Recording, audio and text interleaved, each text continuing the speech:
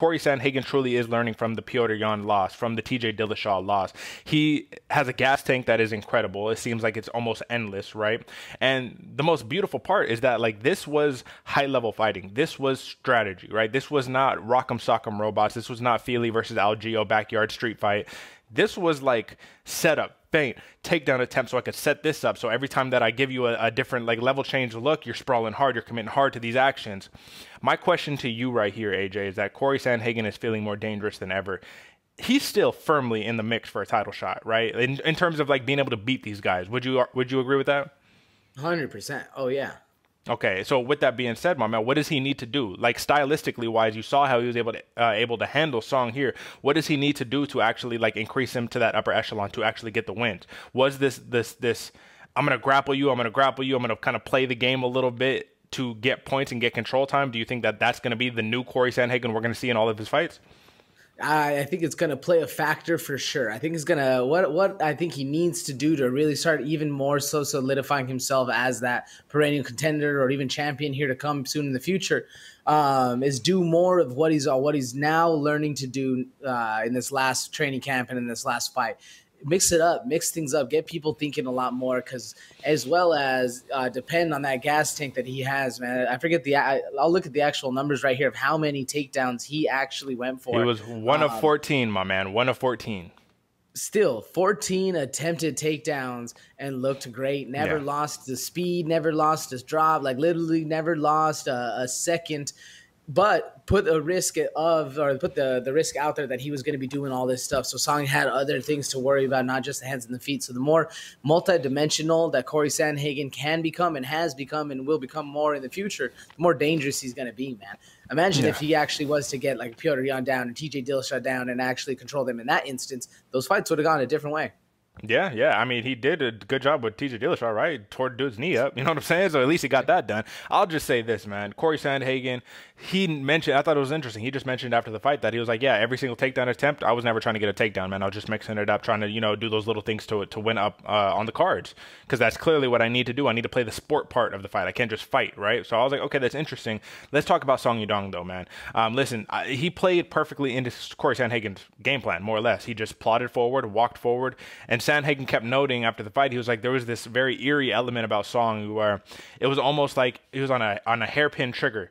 Like he would just sit there and he would have that high guard and he would smile every time that like he would let me hit him. And I didn't want to keep just jabbing him up because like at any point he could just come across, crack me, you know what I mean, and put me out because he even rocked him once.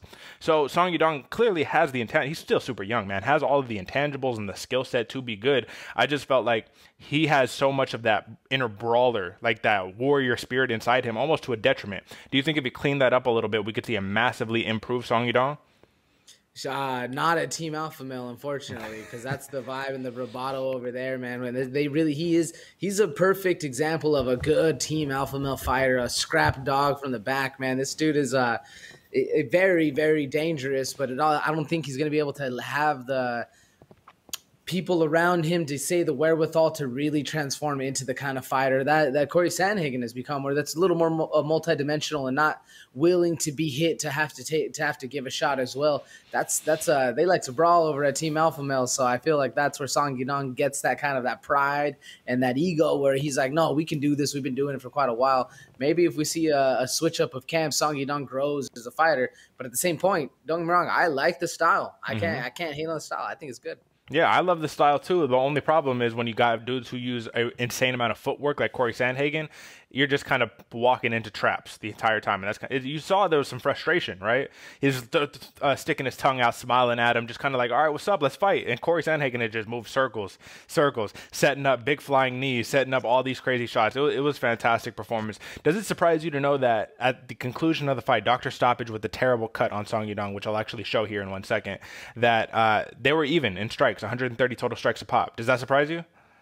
Yeah, very surprising, especially because even the total strikes thrown, wasn't even that big of a disparity either. What, 30?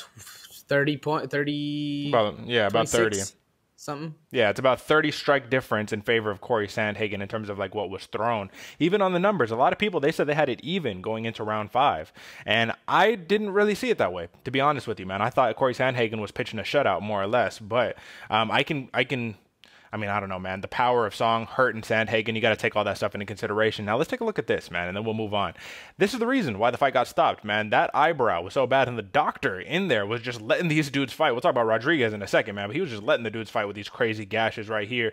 Had this cut, AJ, been in on the top of his forehead or on the hairline as opposed to being on literally splitting through his eyebrow, do you think the fight would have went all 5 rounds? I think so. One of the big things I think that stopped this one is the longer the fight went, the more the eye really started to droop down and open up into that gash, and the blood kept coming. There's good attempts by the cutman as well to stop the fight, but if this was this was a bad location. If this was any other location, we would have saw all 5 rounds. Absolutely, and let's just not forget, man, this wasn't accidental. This wasn't a headbutt. That was a perfectly placed skimming elbow by Cory Sandhagen, which just goes to show, man, he was just levels above overall surgical, clinical performance. I would love to see how Song Yadong responds to this loss, man. I think he's going to come back more dangerous than ever, but I also think Cory Sandhagen has just proven he's elite of elite, man. He's only losing to champions or former champions, so that kind of is what it is, man. Big win by the Sandman.